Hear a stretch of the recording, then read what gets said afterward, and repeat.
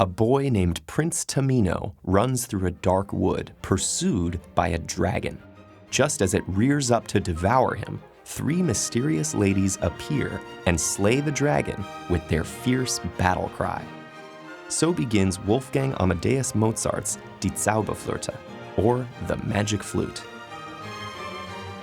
This fantasy Singspiel, a type of folk opera with music and dialogue, premiered in 1791 in Vienna. Though it may seem like a childish fairy tale, this intricate opera is full of subversive symbolism, and it's now regarded as one of the most influential operas in history. Tamino's run-in with the dragon is only the start of his journey. The three women summon their leader, the Queen of the Night.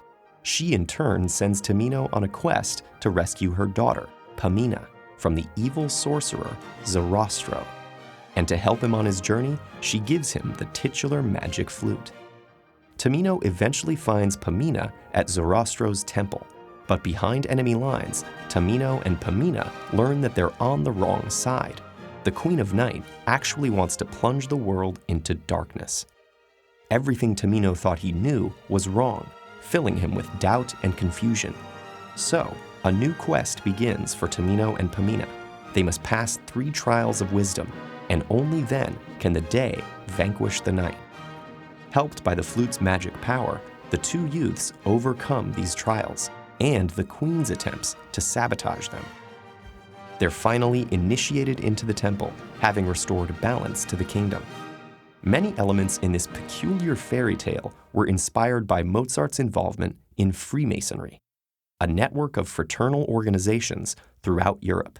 Much of their history, symbolism, and ritual came from the Middle Ages, but the Freemasons of Mozart's time were also influenced by 18th century European ideals, rationalism, humanism, and skepticism towards traditional authorities, like monarchy and the church. The symbols of Freemasonry and these ideals of the Enlightenment are found throughout the opera.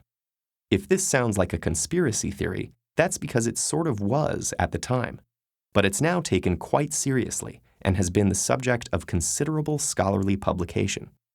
For example, some Mozart scholars believe the Queen of the Night symbolizes Maria Theresa, the Empress of the Holy Roman Empire, who opposed Freemasonry and banned it in Austria. While there continues to be debate as to the specific meaning, interpretation, and location of these Masonic references, scholars agree that they're there and are fully intentional. One of these symbols is the number 3, which represented balance and order to Freemasons. Now, the number 3 is, of course, easy to find in any work of storytelling, but it's particularly prominent in the Magic Flute. 3 trials, 3 ladies, 3 spirits, and 3 doors. Much of the music is written in E-flat major, which has 3 flats in its key signature.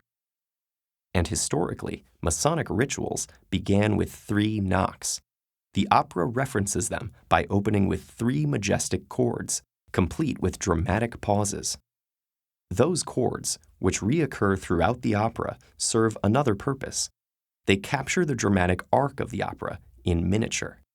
The first chord, E-flat major, is in its most natural root position, simple and unadorned.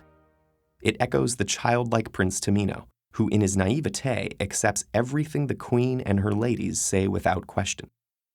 The second chord is C minor, a sour sonority that mirrors Tamino's sadness and doubt in the middle of the opera. That's when his world and notions of good and evil get turned on their heads. And good and evil are just 2 of the opera's extreme opposites. It features some of the highest and lowest notes in opera, day and night, simple hummable melodies, and complicated forward-looking music. The opera's central theme concerns balancing these extremes to achieve perfect harmony. To reflect this, the final chord in the opening restores musical order. It returns to the triumphant E-flat major, the same chord it started with, but inverted, meaning Mozart moved the bottom note to the top. Although it retains its original harmony, the chord sounds higher, pointing towards enlightenment. That's similar to Tamino, who, in passing his trials, restores balance to the kingdom, while growing stronger, wiser, and more complete.